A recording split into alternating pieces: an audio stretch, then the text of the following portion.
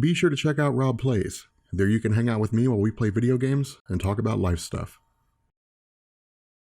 And so as we get into part 2 of Superman Rebirth, the Son of Superman, for those of you guys who are just now joining us from the last video, we had talked about how the last 3 or 4 issues focused on Jonathan Kent. It was kind of giving us a rundown of his character, showing us who he was, the struggles he was going through, and learning that he had powers, learning how those powers worked, when he could control them, when he couldn't control them. But at the end of that comic, we had learned that Jonathan Kent had basically fallen out of a tree and had been knocked unconscious. Now, Superman responded to this with extreme nervousness, and the reason why was because that should not have happened. Jonathan should not have been knocked unconscious after falling out of a tree. The fact that he was says there's something going on with him on a genetic level. And so the result was that, Superman and Lois Lane were going to take their son to the Fortress of Solitude. Now, while this was happening, we had also seen the reintroduction of the Eradicator. Now, in DC Comics, the Eradicator has a long-running history. He was around long before the Reign of the Superman, but Reign of the Superman was like his main thing. That's what most people think about when they think about the Eradicator. They remember him as one of the 4 Supermen who emerged, the other 3 being Connor Kent, Cyborg, and Steel. But the Eradicator was a little bit different. Where Superman has the traditional powers of flight, super strength, heat vision, being able to see through objects, I guess X-ray vision, things like that, everything except lead, the Eradicator wasn't the exact same. Not only that, the Eradicator had an interesting history. The way it was set up, at least his origin anyway, if I remember this correctly, the Eradicator was the byproduct of, satellites, more or less, that had contained the knowledge of a long extinct alien race. And those satellites had been sent out into the universe when that race was going extinct. But, those satellites have been captured by a Kryptonian named Kal-El, I think. And what ended up happening is, Kal-El destroyed all of those satellites except for one, and then corrupted and changed the programming of that satellite to preserve the entirety of Krypton, even if it meant wiping out all other races in the process, to basically put nothing above Krypton. And the Eradicator served that purpose. But during Reign of the Superman, the Eradicator, of course, had previously been defeated but had re-emerged. And the Eradicator was the being that actually took the body of Superman and put him in a regeneration matrix. But the Eradicator did this for the purpose of feeding on Superman's solar energy. And the reason why was because the Eradicator couldn't just absorb solar energy from the sun. Its body didn't work that way. What ended up happening is it absorbed the energy of Superman and then used that power to achieve its own goals. The problem with this and reconstituting himself is that the Eradicator came to believe that it was Superman, that it actually was Clark Kent. And so it functioned in this capacity. Now, eventually, of course, because Reign of the Superman saw Cyborg being the overarching villain, which led into Emerald Twilight and a host of other changes in DC Comics at the time, the Eradicator fought alongside the newly returned Superman and Connor Kent, Steel, and a host of other heroes to defeat Cyborg Superman, to defeat Hank Henshaw. But with the New 52, things are a little bit different here. What DC tells us is that with Superman seeing the Eradicator, his mind immediately flashes back to Reign of the Superman. It immediately flashes back to the Eradicator as he remembers him in the pre-New 52 continuity. And so to see the Eradicator here means one of two things. Either this universe has its own version of the Eradicator who's just as bad, or the Eradicator from his reality, from the pre-New 52 universe, had re-emerged and had basically popped up inside this New 52 timeline and has basically begun tearing things apart. Basically, is going to be a bad guy. But regardless of where this Eradicator came from, Superman's main goal is to defeat him in every capacity that he can think of. And so while the two initially do battle, while they fight against one another, something I'd like you to take note of is that the Eradicator begins using phrases like we and it and us, and we and us and so on and so forth. It keeps referring to himself as an amalgamation of people as opposed to just a singular being. It refers to itself in the plural, basically. And so while Superman, again, is fighting against the Eradicator, in the midst of this conflict, chunks of the Fortress of Solitude begin, crashing down, and some of them threaten to kill Lois and Jonathan, and the Eradicator jumps in the way and stops them from dying. Now, this is really interesting here because Superman's just kind of like, what? The Eradicator that I remember never would have done that, but this Eradicator seems to be different. Now, this is only on the surface. We'll actually see things are a little bit different here in a couple minutes, but what ends up happening is Superman basically turns his attention to Jonathan, turns his attention to what's going on with his body, and what we learn is that his genes are in a state of fluctuation. Because of the fact that he's half human and half Kryptonian, his Kryptonian DNA is overriding overriding his human DNA, but sometimes his human DNA is overriding his Kryptonian DNA. And so sometimes he has powers, sometimes he doesn't have powers. Now, I would go as far as to say this is really just setting up a weakness for his character, that at any given point in time in a conflict, he may just lose one or more of his powers, and that he won't really be resistant or won't be weak to kryptonite. As far as I'm aware, we've never seen Jonathan exposed to kryptonite. Now, we'll see that change here in a little bit, but for the moment right now, he's never been exposed to kryptonite before. And so at this moment, we don't know whether or not he has a weakness to kryptonite. But the fact remains here that in the end, the goal is to find a way to cure him of this illness, or at the very least, to find a way to work around it. But what we also get is the backstory of the Eradicator here in the New 52. And what we're told is that instead of being, a satellite that was basically contained a ton of knowledge belonging to an extinct race and being corrupted, what these Eradicators would do is they would find these criminals who were on Zod's list. They would absorb their souls, and they would put their souls into the Phantom Zone. Then they would take their bodies and they would put their bodies in cryostasis. So they would basically isolate the soul from the body. Now, once it came around time for their trial, they would restore the soul to the body, and then they would undergo the process of however, their trials underwent. But if they were found guilty, their whole body, soul and all, would be confined to the Phantom Zone in its entirety. And so what happened is that in the middle of this process, one of the Eradicators, the only one left, bore witness to the explosion of Krypton. He watched it all die. And in the last moment before everyone died, he absorbed all their spirits. He absorbed their essences.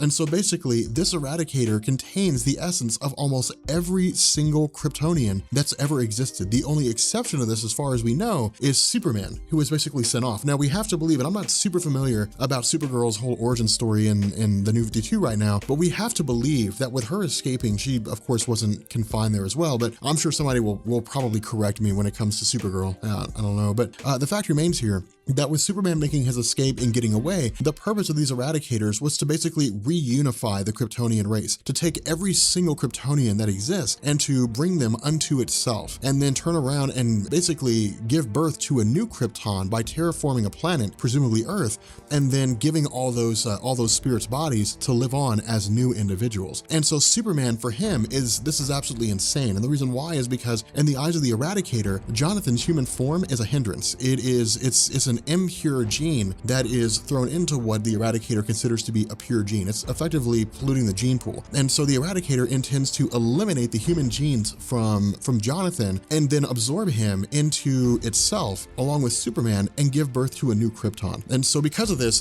Superman's like, no way, that's not going to happen. And so Superman initially tries to do what he can, but the Eradicator absorbs everything around it, which includes Krypto the dog. And this is one of the saddest things I've ever seen when Krypto dies. It's it's pretty depressing to see here. But because of the fact that Krypto has effectively been killed, Superman lashes out at the Eradicator, and Jonathan just kind of is left to his own grief. Now, initially, Jonathan wants to fight here. He wants to fight alongside his dad against the Eradicator, but he's also a little bit hesitant here. And the reason why is because the death of Goldie the cat still weighs on his mind. And his mind, the last time he used his powers, it led to the death of an innocent life. And he doesn't want to make that same mistake again. But what Lois says is that Jonathan is the best of his parents. He is his mother's confidence, his mother's strength, and his mother's courage, combined with his father's abilities and his father's moral compass. He has all the tools he needs to be a great superhero. All he needs is to understand when to use those powers and to choose to be the person that he's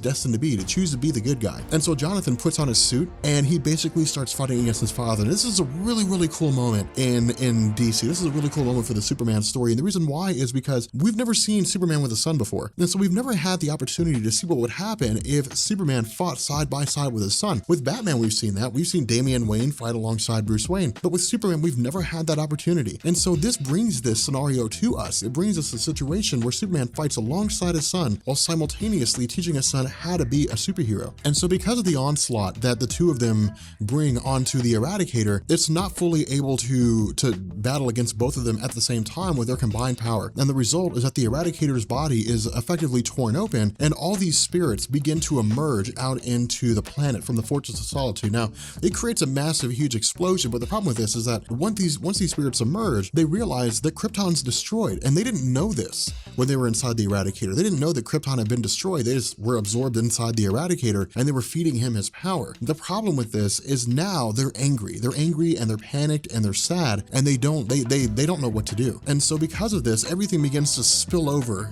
into the city of Metropolis. And what ends up happening is that these spirits, once this portal seems to be open, these spirits just pour in and begin possessing these various individuals inside a bar called the Ace of Clubs, which is run by a guy named Bibbs. They start pouring into this place, possessing all different kinds of people. Now, at the same time that this happens, Bibbs, because he's such a huge Superman fan, owns all different kinds of memorabilia, but he also has a little rock, and this rock was something that was given to him or that he found, and he always kept it around here. The problem is that when Superman and Superboy, or I guess Jonathan, arrive inside this bar, when they crash land in here, they immediately begin to lose their powers, and this is when we learn that Jonathan does have a weakness to green kryptonite. Just like his father, green kryptonite will kill him. It'll take away his powers and kill him. And so this is when, Lois realizes this little rock houses kryptonite, green kryptonite inside of it. Now, of course, she takes the green kryptonite, sends it back to the portal, and so it's no longer a problem for them anymore. But in this panic, in this ensuing chaos, what ends up happening is Superman has a vision, and the vision that he has is with his father, Jonathan. And what Jonathan says is that it's the duty of the living to carry on for the name of those who have died. And so effectively, Superman has to be the voice for the dead Kryptonians, those individuals who are from his heritage. He is their anchor to life. And in this moment of clarity, he basically is able to communicate, to commune with these spirits and to calm them down and to say, yes, Krypton is dead, but I've managed to make my way without my home planet. You can do the same thing. But almost immediately after this happens, the Eradicator shows up and reabsorbs all of them back into himself again. And so from this point, things just break out into another conflict. But instead of Superman staying to fight the Eradicator, he grabs Jonathan and Lois and he immediately takes off. Now, the perception of these onlookers at the Ace of Clubs bar is, one, what's going on here with this new Superman? And two, why is he running away? Like the Superman they knew never ran away. Why is this new Superman running away? Maybe he's a coward or something like that. But what happens is Superman actually has a plan. Now, Superman's idea is to race off to a bar. It's to race off to a, not to race off to a bar, it's to go get drunk. Superman's idea is to race off to a pier, to one of the docks in Metropolis. And when he gets there, he grabs a submersible that's rated for the deepest trenches of the earth, meaning that it's able to withstand extreme pressures. And what happens is he takes the submersible along with Lois and Jonathan, and he takes them to the moon. Now, the reason why he takes them to the moon, this is actually really, really cool. What we learn is that Batman has a Batcave on the moon. He's got bat caves everywhere, but he has a bat cave on the moon. Now, the way Superman learned about this is that because he was the new kid on the block, because Batman didn't know anything about him, because the other Justice League members didn't know anything about him, Batman, of course, began spying on him. And so Superman got tired of being spied on by Batman and decided to turn the tables and start spying on Batman himself. And the result is that he had basically learned that Bruce Wayne had built this bat cave for the purpose of being able to experiment with different devices and things like that without actually having to, worry about blowing up Gotham City or killing innocent people. But the fact remains here that this room, this base, we would have to believe, has safe rooms. It has places to protect Batman from Superman if he were to go awry and start killing off, various superheroes and things like that and decide to kill Batman or something along those lines. We'd have to assume the Batcave would have something like that, which of course it does. And so as soon as they get there, the Eradicator is not far behind. And so the Eradicator begins fighting against, Superman, and he tells Lois and he tells Jonathan to get out of there and to go find someplace safe. Now, during this conflict between the two of them, there's a lot of banter that goes back and forth, but this portion of the story actually focuses more on Jonathan than it does on Superman. While the Eradicator taunts Superman, basically says that his family is his weakness because it's something that can be targeted, which will make Superman desperate, Superman says no, that's not the case. His family is a strength because it gives him a reason to keep on fighting. But during this conflict, Superman's spirit, his soul, is absorbed into the Eradicator. Now, this is really interesting here, and this is actually a dichotomy between the powers that the Eradicator had in the pre-New 52 and this New 52 version of the Eradicator. In the pre-New 52, of course, like I said, it fed on the energy of Superman to power itself. In the New 52, it feeds on the souls of dead Kryptonians to power itself. And the result is that by absorbing the energies of Superman into itself, its powers are bolstered even further. Now, the reason why I say this portion focuses on Jonathan is because Jonathan lashes out at the fact that his dad's spirit has been absorbed, and he tries to fight against the Eradicator. Of course, Jonathan's not really really able to do much because the Eradicator is so powerful in this form. But the fact remains that for a kid, he's still able to hold his own, but at the same time, he's still terrified. Like, he's horrified. One, he's sad because his father has, been absorbed, but two, because he's overwhelmed by this circumstance. His life quite literally hangs in the balance. His mother doesn't seem to be able to protect him, and he's just kind of on his own. Now, while he's being taunted by the Eradicator, while he's trying to face off, one of the coolest things happens right here. Lois Lane begins rifling through all the different artifacts that Batman has inside this cave, and where Jonathan fights against the Eradicator, Lois emerges wearing a giant bat suit. Now, this bat suit is called the Hellbat suit, and that's actually a really awesome name. But this is so cool because it gives us a chance to see a mother and a son fighting against the Eradicator. More so than that, this tells us Lois Lane is not a pushover. Lois Lane is not just, she's a far cry from who she was way back in the 40s, where she was just the damsel in distress. Now she's resourceful, she's intelligent, and she had been this way for quite some time. But with this DC Rebirth, it's a return to what we know. Lois Lane, yes, she's capable, but she's not just a capable reporter. When it comes down to it, she has it where it counts. And this is exactly what we see with her. Both her and Jonathan start tearing into the Eradicator as best they can. But again, the Eradicator being able to shoot energy beams, which, by the way, this is really cool because this is kind of a homage to how he was in the early, in the 1990s during Reign of the Superman. He didn't have laser vision, he shot energy blasts, but, doing the best they can, in the end, they're just not able to really stand against his might. And so while the Eradicator and, Lois and Jonathan are fighting one another, while they're fighting each other, we pick up with Superman inside the body of the Eradicator. And what Peter Tomasi does is he basically kind of goes back and forth, in this. He kind of gives us the fight between the Eradicator, Lois and Jonathan, but he also gives us Superman talking to the spirits. And what he says is that these individuals, these souls powering the Eradicator, it's not what they believe it to be. He's not going to lead them, to paradise. He's not going to lead them to perdition. Instead, he's basically using them for his own source of energy. He's a bad guy. The only way for them to truly achieve peace, the only way for them to achieve freedom, is to bond themselves to Superman and give Superman the strength to destroy the Eradicator, which they do. And so what ends up happening is Superman basically forces himself out of the Eradicator's body and starts tearing into him. Really just starts giving him the business. And this is one of the coolest things. This is one of the coolest moments because there's so many homages, there's so many throwbacks to the idea of the Superman and the Eradicator fighting one another, because this is just really harkens back to the Reign of the Superman. It really harkens back to the various conflicts that Superman and Eradicator had over the years. And so with the battle, raging on, with the battle, stretching down into the core, into the depths of the moon, the various punches and the various hits ended up resonating throughout the moon's surface and causes a series of moonquakes. Now, the reason why this matters is because this draws the attention of NASA, and NASA begins using their various modules to look around the moon. And as they're poking around, and once Superman and Eradicator emerge from the moon, NASA immediately zooms in on them. And NASA's just kind of like, oh my God, there's a new Superman here. We've got to display this guy for the world to see. We've got to let people know what's going on. And so they begin broadcasting this footage across the world. And so the whole world stops. The whole world is standing still, and it's watching this new Superman fighting against the Eradicator. Now, during this conflict, as they're going against one another, because Superman is so powerful, because the Eradicator, lost virtually all of its spirits except for one, the Eradicator's power is at 10% of what it used to be. But we learn that this final spirit inside the Eradicator is actually Crypto. And so what happens is Superman reaches down into the Eradicator's body. He tells Crypto to bite onto his arm, and he pulls Crypto out of the Eradicator, leaving him completely powerless with no energy to feed off of. And the result is just like any machine without any kind of power source, it just effectively shuts down, and that's what happens exactly with the Eradicator. He simply shuts down, and then he's destroyed and he explodes, and that's it. All the energy is let loose, and there's really nothing left of him anymore. And so what we do here is we basically pick up with kind of a celebration. And it's not wildly important, but it's basically, it's DC telling us that Superman is here to stay. That Superman, the pre-New 52 Superman is here. He's not going anywhere. That may change at some point along the line, but for right now, it's the pre-New 52 Superman that we've all grown to know and love. And so once they get back home, Superman is basically greeted with the key to Metropolis. The world seems to be celebrating the fact that their most iconic hero is here, that he's back alive, even if it's a different variation of the one they know. But more so than that, we pick up with Jonathan Kent. Superman gives Jonathan glasses, and a hat. And this is one of the reasons why this is so cool, because it is Jonathan basically getting his own secret identity. You know, it's his own little way to be Clark Kent. You know, of course, Clark Kent's glasses are symbolic here. The hat that he wears is symbolic here, but more so than that, this is probably one of the most important things. Superman takes Jonathan to the Justice League Watchtower, and he introduces Jonathan to Batman and to Wonder Woman. And he says, "This is my son, Jonathan.